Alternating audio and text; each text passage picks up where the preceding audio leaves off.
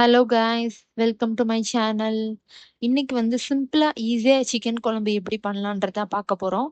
So நான் வந்து கொஞ்சோண்டு சிக்கன் தான் வாங்கியிருக்கேன். ஸோ அதனால ரெண்டா டிவைட் பண்ணிக்கிட்டேன். கொஞ்சம் வந்து குழம்புக்கும் கொஞ்சம் வந்து 65க்கும். ஸோ ஃபர்ஸ்டே 65 பெரட்டி வச்சிடலாம். ஸோ அதுக்கு வந்து கொஞ்சோண்டு சில்லி பவுடர், கொஞ்சம் உப்பு, கொஞ்சம் சிக்கன் மசாலா பவுடர் வந்து கடையில் இருக்கும். ஆச்சி சிக்கன் மசாலா தான் நான் யூஸ் பண்ணுவேன். ஸோ அது ப்ளஸ் 65 சிக்கன் 65 மசாலான்னு இருக்கும். ஸோ அதையும் போட்டு ஜிஞ்சர் கார்லிக் பேஸ்ட் கொஞ்சோண்டு ஆட் பண்ணிக்கலாம் அந்த ஃப்ளேவருக்காக. ஸோ அதை வந்து ஃபஸ்ட்டே வந்து பெரட்டி வச்சிடலாம். ஸோ தட் அது நல்லா மேரினேட் ஆகணும்.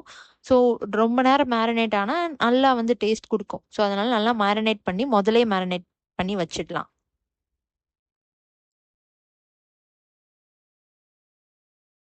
ஸோ போதும் இந்த ஃப்ளேவரேவும். அடுத்து குழம்புக்கு ரெடி பண்ணிடலாம். கொஞ்சோண்டு ஒரு பேன்ல வந்து ஆயில் ஆட் பண்ணிட்டு நம்ம வந்து கழுவி வச்ச சிக்கன் அதையும் வந்து ஆட் பண்ணிடலாம். ஸோ ஆட் பண்ணி ஒரு கொஞ்சமா வந்து சாட்டே பண்ணதும் கொஞ்சோண்டு வந்து மஞ்சள் தூள், கொஞ்சோண்டு உப்பு, அப்புறம் லாஸ்டா வந்து வாட்டர் ஆட் பண்ணி அதை நல்லா கொதிக்க விட்டுறலாம்.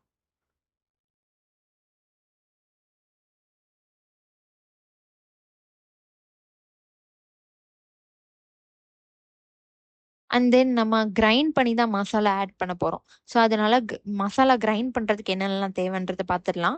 கொஞ்சோண்டு பேன்ல வந்து ஆயில் ஆட் பண்ணிட்டு எல்லா ஸ்பைசஸ் லைக் சோம்பு, பட்டை, கிராம்பு, ஏலக்காய், ஸ்டார் அனைஸ், இந்த பிரியாணி இலை வந்து உங்களோட ஆப்ஷனல் தான். ஸோ போடணும்னா போடலாம், இல்லை வேண்டாம். ஸோ அதையும் ஆட் பண்ணிட்டு அதை கொஞ்சோண்டு ஆயில வந்து கொஞ்சம் சாட்டே பண்ணி எடுத்துடணும். ரொம்பவும் வந்து கருக விட்டுறக்கூடாது. கருக விட்டு அந்த மசாலாவோட டேஸ்ட் அண்ட் கலரே மாறிடும். ஸோ அதனால கொஞ்சமா அந்த கலர் மாறினதுமே அதை வந்து நம்ம எடுத்து வச்சிடலாம்.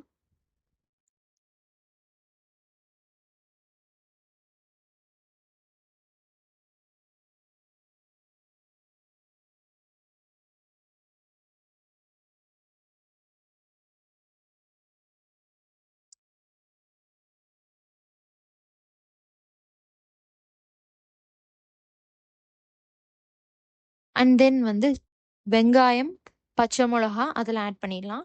நான் வந்து பெரிய வெங்காயம் தான் போட்டிருக்கேன். பட் சின்ன வெங்காயமும் நீங்கள் ஆட் பண்ணிக்கலாம். இன்ஃபேக்ட் சின்ன வெங்காயம் ஆட் பண்ணால் இன்னுமே ஃப்ளேவர் வந்து நல்லாயிருக்கும். பட் என்கிட்ட இல்லைன்றனால நான் பெரிய வெங்காயமே ஆட் பண்ணியிருக்கேன். ஸோ 1 இல்லை 1.5 உங்கள் சிக்கனோட குவான்டிட்டிக்கு ஏற்ற மாதிரி நீங்கள் யூஸ் பண்ணிடலாம். அண்ட் காரத்துக்கு ஏற்ற மாதிரி பச்சை மிளகாயும் ஆட் பண்ணிக்கலாம். ஸோ அதை கொஞ்சோண்டு ஆயிலில் நல்லா சாட்டே பண்ணி எடுத்துக்கோங்க. நம்ம சாட்டே பண்ணாமையும் வந்து கிரைண்ட் பண்ணி போடலாம். பட் வந்து அந்த ஃப்ளேவர் வந்து நல்லா இருக்காது டேஸ்ட். ஸோ நல்லா வந்து வதக்கி அரைச்சு ஊத்துனீங்கன்னா அந்த மசாலா வந்து நல்லா சிக்கனோட ஊறிடும்.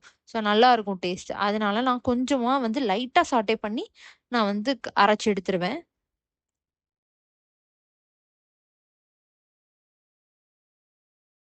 ஸோ அது கூட 2 to 3 தக்காளிஸும் ஆட் பண்ணிக்கலாம். ஸோ அதுவுமே வந்து உங்க குவான்டிட்டிக்கு ஏத்த மாதிரி நீங்க மாத்திக்கலாம். நான் 2 வந்து தக்காளி போதுன்றதுனால அதை மட்டும் சாட்டே பண்ணி எடுத்திருக்கேன்.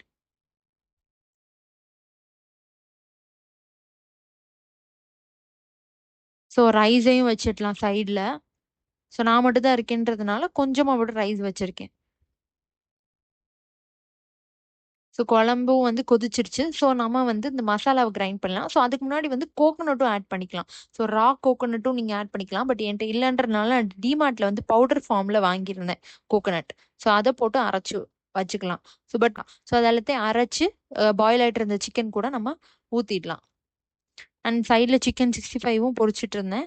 ஸோ நல்லா சிக்கன் வந்து பாயில் ஆயிடுச்சு. So finally it's ready. இன்னைக்கு ஒரு புட்டி. ஸோ ரொம்ப நேரம் அந்த ஆயில் இருந்ததுனால லைட்டாக கருகிடுச்சு. But taste was good. நல்லா சுட சுட சாதத்தோட அந்த குழம்பு chicken 65 it was awesome.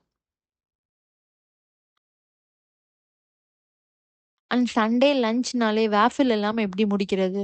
So I love waffles and that too from Belgium waffle இருந்தால் நான் மோஸ்ட்லி வாங்குவேன். ஸோ அதில் நான் இன்னைக்கு ஆர்டர் பண்ண ஃப்ளேவர் வந்து லோட்டஸ் பிஸ்காஃப்.